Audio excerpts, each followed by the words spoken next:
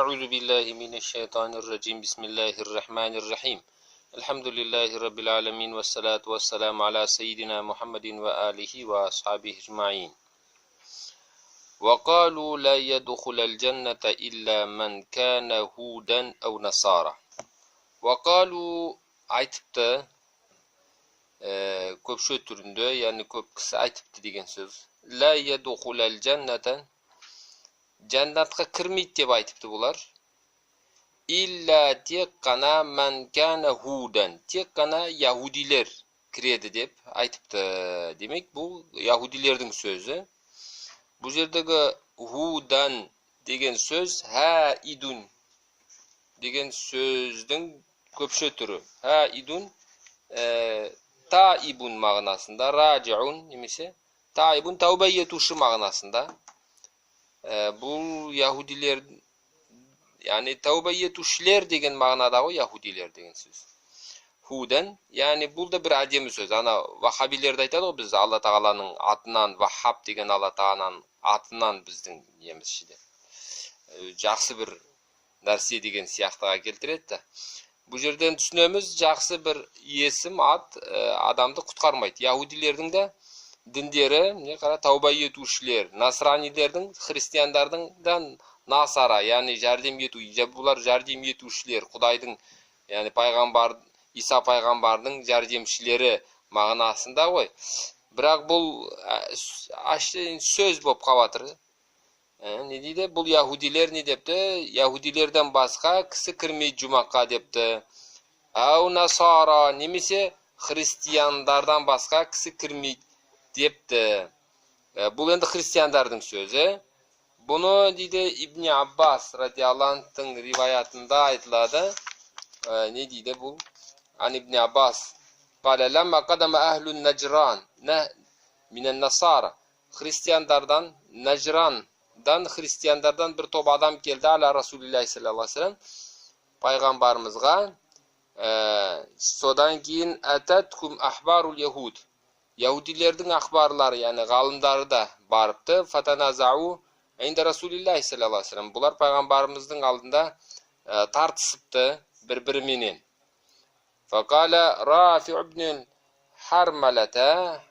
ibn Harmalata degen kişi Yahudilerдің galımlarından aytıptı ma antum ala şeyin sender yani Hristiyanlarga aytıp sender hiçbir dinde emes senderдің dinlerin hiçbir narsa emes yani durus narsa emes ve kafara bi İsa aleyhisselamga küfürçülük boluptu yani İsa peygamberdi jokka çıkarıptı vel İncil'i de jokka çıkargan süйтіп bir peygamberdi jokka çıkargan adam kafir bolatını bular kafir boldu ve kala racul min ehli Najran minel Nasara Nasaralardan Hristiyanlardan ehli Najran'dan kelgen adamlardan bir adam çıkıp aytıptı Yahudilerge ma antum ala şey yani sender de hiçbir narsa demesler bir din demessinler senderdeki din emes degen siyahtı vecahada nübüvvete Musa aleyhisselamның nübüvvetin peygamberliğini jokka çıkaran ve kafara bi Tavratqa da küfürlük kılgan sol turalı bu ayatlar düştü. Endi Hristiyanlar Yahudiler Hristiyanlarga sender hiçbir dinde emessingler degen. Tilka amaniyuhum. Tilka bu aytkan sözleri amaniyuhum bulardың işte armandары, bulardың aşin bos söylegen sözleri. Kul ayt olarga hatu burhanakum. Alp kelinler hatu alp kelinler. Burhanakum yani dalillerinde hüccetekum. Hüccetlerinde dalillerinde alp kelinler. Bu aytkan sözlerini in kuntum sadıkin eğer aytkan sözlerin tura bolsa eğer aytkan sözlerini özlerin sensengler. Bala deydi Allah Teala olay emes. Cennetga kiredi. Kim giredi? Men aslama vecihehu lillah. Men kim aslama bağındırsa, teslim kılsa. Ne vecihehu özünün cüzün bağındırsa lillahi Allah'a. Bu jerdeki hussul vecih бұл жерде ерекше жүзді айтқаны ленаху ашрафул аъда, ағзалардың, мүшелердің ең абзалы болғанынан кейін үстіп жүзіні айтты. Демек ки жүзіні бағындырған, әрине бүкіл қалған бүкіл денесінде бағындырды, бүкіл мүшелері Құдайға бағынды. Кім Құдайға бағынса, сол кіреді жұмаққа деп тұр. Ана бос анау кіреді, мынау кіреді деудің мағынасы жоқ. Ва хуа мухсинун, ол да мухсин, мухсинді муахид деп аударған бұл жерде. Тәпсірде муахид, яғни бір Құдайға ширк қылмай, бір Құдайға сеніп, пайғамбарға ұйыған адамдыға мухсин дене, ол да мухсин, жақсы адам. Яғни фалаху ажруху инда рабби, оның фалаху оған бар, ажруху оның ажры, сауабы инда раббихи, оның Раббысының қасында, жәннатта оның сауап беріледі. Вала хауфун алейхим, оларға ешбір қорқу да жоқ, вала хум яхзанун, еш уайым да жоқ оларға, фил ахирет, ахиретте дейді. Фил ахиреті деп тәпсірде айтылады. Вақалатил яхуду, енді яхудилер айтыпты, лейсатин насара, емес христиандар алашейн ешбір нәрседе. Яғни ешбір қабылданатын, Алла Тағаланың қабылдайтын бір дінде емес, яғни бұлардың діндеріне ешбір қабылданатын жері жоқ депті. Яғни біз болса өйтіп айта алмаймыз. Неге Иса пайғамбарды айтады бұлар, біз де қабылдаймыз Иса пайғамбарды, сол жерін біз қабылдаймыз. Бірақ қалған жерлері, не қылған? Нәсіп болынған.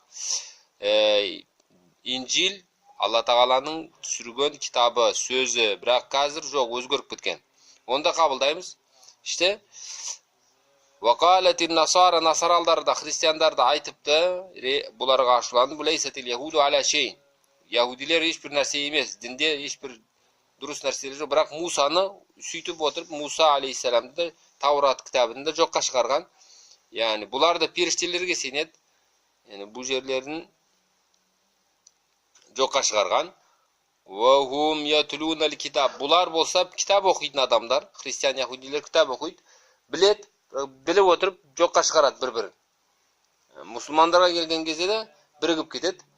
Казалика осылайша қала айтты әлләдина, сол бір адамдар, әлләдина ла я'ламун, ешбір нәрсе білмейтіндер де осылай айтты. Мисла қаулихим, бұлардың сөздеріндей бір сөз айтыпты. Кімдер?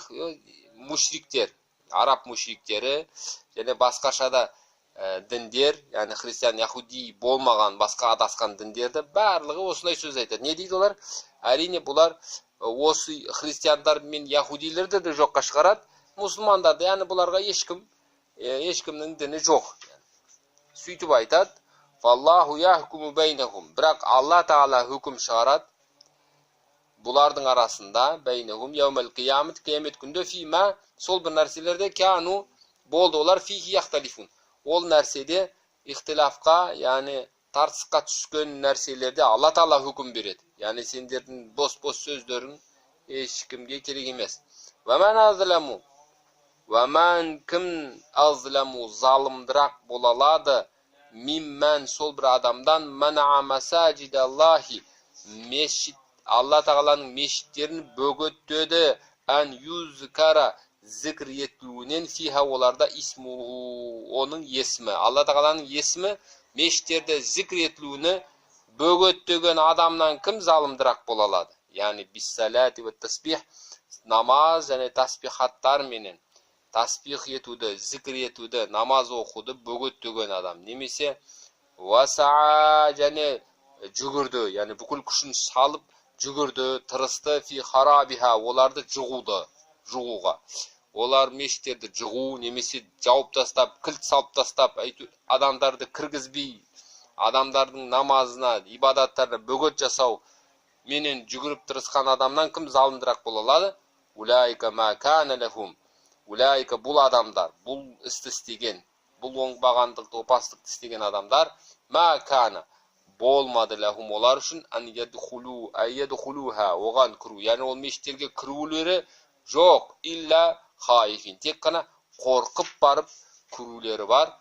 Бұл жерде хабарун биманил әмір, бұл жердегі хабар, бірақ әмір мағынасында.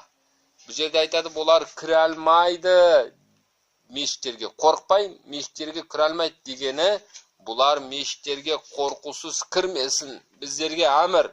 Демекки бұларды қорқытыңдар, мықты болыңдар, өздеріңді күшті қылып көрсетіңдер. Мұсылмандар, ол опасыз оңбағандар, дінсіздер, имансыздар мешітке кірген кезде қорқып кірсін. Кіретұғын болса, ләхум фи дүния, оларға дүниеде бар хизюн, бір масқаралық, төмендік, бұлар масқара болады. Алла тағала бұларды дүниеде масқара қылады. Вәләхум фил ахирати азабун азим, бұларға ахиретте де үлкен бір азап бар. Алла тағала біздері бұндай опасыздардан құтқарсын. Фатиха.